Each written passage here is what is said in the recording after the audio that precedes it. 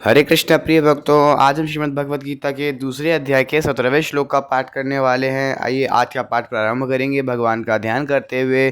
भगवान का ध्यान हम इन मंत्रों के द्वारा करेंगे। ओम श्री परमात्मने नमः। ओम पूर्णमदः पूर्णमिदं पूर्णात् पूर्णमुदच्यते पूर्णस्य पूर्णमादाय पूर्णमेवावशिष्यते। श्रीमद्भगवद्गीता गजाननं भूतगणादिसेवितं कपितजम्बूफलचारुभक्षणं उमासुतं शोकविनाशकारकं नमामि विघ्नेश्वरपादकपङ्कजं। ध्यानाभ्यासवशीकृतेन मनसा तन्निर्गुणं निष्क्रियं ज्योतिः किञ्चन योगिनो यदि परं पश्यन्ति पश्यन्तु ते। अस्माकं तु तदेव लोचनचमत्काराय भूयाचिरं कलिन्दीपुलिनोदरे किमपि यन्निर्लं महोधावति। यावन्निरञ्जनमजं पुरुषं जरन्तं सञ्चिन्तयामि निखिले जगति स्फुरन्तं तावद्बलात् स्फुरतिहन्त हृदन्तरे मे गोपस्य कोऽपि शिशुरञ्जपुञ्जमञ्जुः। न विद्यां येषां शरणमपि षण्ण च गुणाः परित्यक्ता लोकैरपि वृजनयुक्ताः श्रुतिजडाः शरण्यं यं ते अपि प्रसिद्धगुणमाश्रित्य सुजना विमुक्तास्तं वन्दे यदुपतिमहं कृष्णमलजम्। यस्य श्रीकरुणाणवश्य करुणालिशीन बालो ध्रुवः स्वेष्टं प्राप्य समारधाम समगाद्रं कोऽप्यविन्दच्छ्रियं याता मुक्तिमजामिलादिप्रतीताः शैलोऽपि पूज्यो भवत्तं श्रीमाधवमाश्रित्यष्टदमहं नित्यं शरण्यं भजे। वसुदेवसुतं देवं कंसचारुणमर्दनं देवकी परमानन्दं कृष्णं वन्दे जगद्गुरुं। नारायणं नमस्कृत्य नरं चैव नरोत्तमं देवीं सरस्वतीं व्यासं ततो जयमुदीरयेत्। हरे कृष्ण कृष्ण कृष्ण हरे हरे, हरे राम राम राम हरे हरे। आज का पाठ प्रारंभ करते हैं। श्रीमद् भगवद गीता के दूसरे अध्याय का 17वां श्लोक। सत और असत क्या है, इसको आगे के 2 श्लोकों में बताते हैं। अविनाशी तु तत्विद्धि येन सर्वमिदं ततं विनाशं व्ययस्यास्य न कश्चित् कर्तुमर्हति। इस श्लोक का शब्दार्थ। अविनाशी, अविनाशी तू तो, तत् उसको, विद्धि जान, येन जिससे, इदम यह, सर्वम संपूर्ण संसार, ततम व्याप्त है, अस्य इस, अव्ययस्य अविनाशी का, विनाशम विनाश, कश्चित कोई भी, न नहीं, कर्तुम कर, अर्हति सकता। इस श्लोक की व्याख्या। अविनाशी तु तत्विद्धि। पूर्व श्लोक में जो सत असत की बात कही थी उसमें से पहले सत की व्याख्या करने के लिए यहाँ तू पद आया है।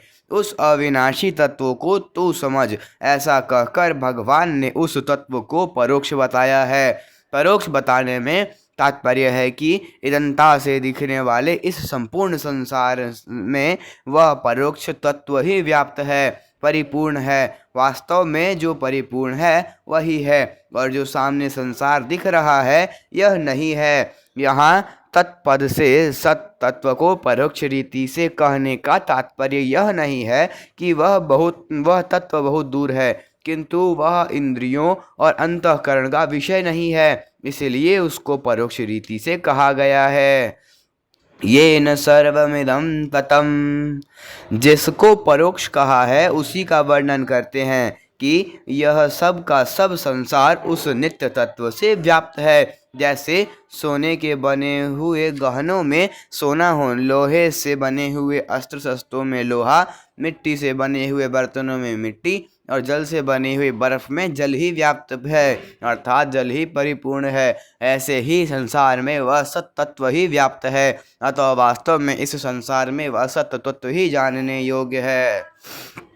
ये न सर्वमिदं ततम, ये पद गीता में 3 बार आए हैं। उनमें से यहाँ ये पद शरीरी के लिए आया है कि इस शरीर से यह संपूर्ण संसार व्याप्त है। यह बात सांख्य योग की दृष्टि से कही गई है। दूसरी बार ये पद 8वें अध्याय के 22वें श्लोक में आए हैं। वहाँ कहा गया है कि जिस ईश्वर से यह संपूर्ण संसार व्याप्त है वह अनन्य भक्ति से मिलता है।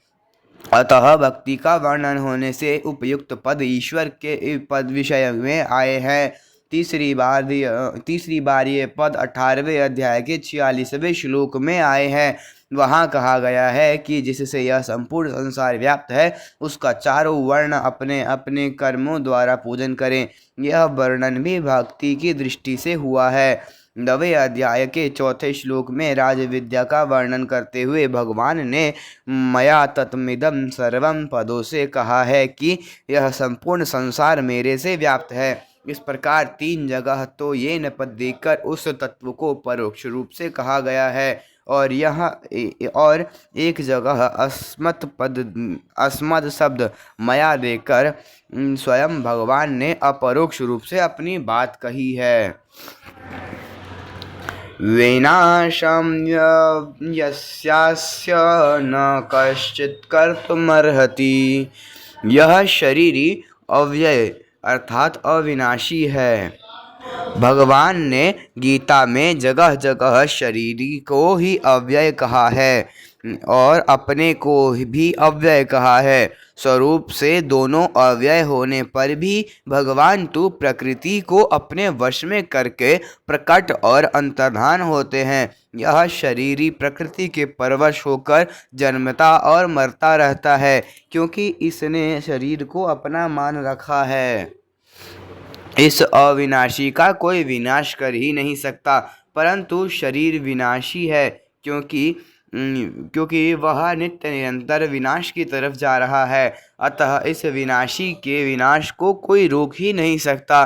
तो सोचता है कि मैं युद्ध नहीं करूँगा तो ये सब नहीं मरेंगे, पर वास्तव में तेरे युद्ध करने से अथवा न करने से इस अविनाशी और विनाशी तत्व में कुछ फर्क नहीं पड़ेगा।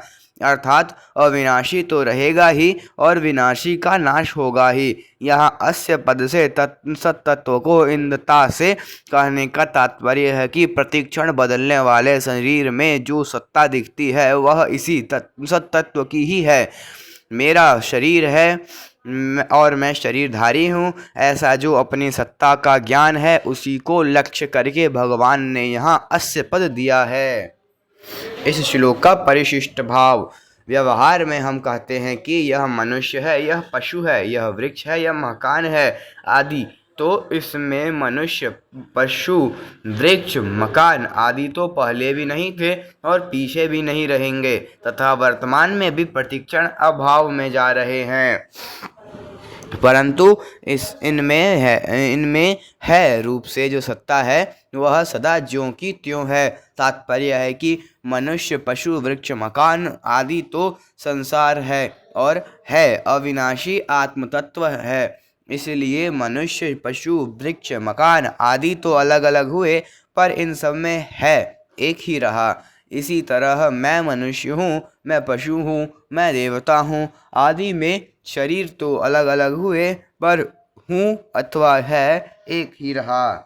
ये न सर्वमिदं ततम्। ये पद यहाँ जीवात्मा के लिए आए हैं और 8वें अध्याय के 22वें श्लोक में यह 18वें अध्याय के 46वें श्लोक में यही पद परमात्मा के लिए आए हैं। इसका तात्पर्य है कि जीवात्मा का सर्वव्यापक परमात्मा के साथ साधर्म्य है।